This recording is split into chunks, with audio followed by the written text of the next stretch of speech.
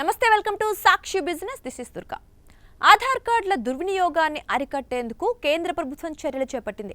ఇందులో భాగంగా దేశవ్యాప్తంగా 2.5 కోట్లకు పైగా ఆధార్ నెంబర్లను డీయాక్టివేట్ చేసినట్లు తెలిపింది. చనిపోయిన వారి ఆధార్ కార్డులను రద్దు చేస్తున్నామని, ఇప్పటివరకు 2.5 కోట్లకు పైగా కార్డులను డీయాక్టివేట్ చేసినట్లు కేంద్ర ఎలక్ట్రానిక్స్ ఐటీ శాఖ మంత్రి జితిన్ ప్రసాద లోక్సభలో లిఖితపూర్వకంగా వెల్లడించారు.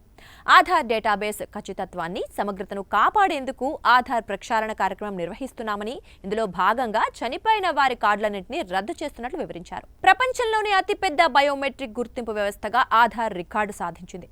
దాదాపు 134 కోట్ల మంది ఆధార్ కార్డులను కలిగి ఉన్నారు.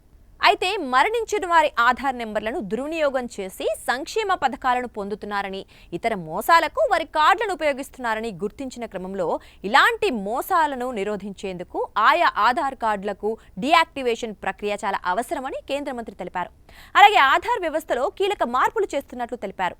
ఆధార్ బయోమెట్రిక్ లాక్, కొత్త ఆధార్ యాప్ వంటివి తీసుకొచ్చినట్లు గుర్తు చేశారు. ఆధార్ నెంబర్ దుర్వినియోగాన్ని తగ్గించేందుకు భారత విశిష్ట గుర్తింపు ప్రాధికార సంస్థ UIDAI ఇప్పటికే చాలా రకాల భద్రతా చర్యలు తీసుకుంది.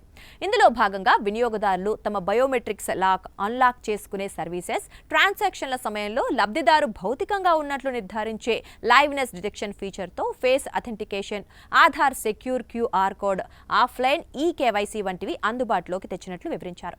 వినియోగదారుల ప్రధాన బయోమెట్రిక్ సమాచారాన్ని UIDAI ఎవరితోనూ పంచుకోదని, డేటాను ఎన్క్రిప్టెడ్ ఫార్మాట్లో భద్రపరచడం తప్పనిసరి చేసినట్లు స్పష్టం చేశారు. సాక్షి టీవీ ప్రసారాలను నిలిపివేయటం చట్టరీత్యా నేరం.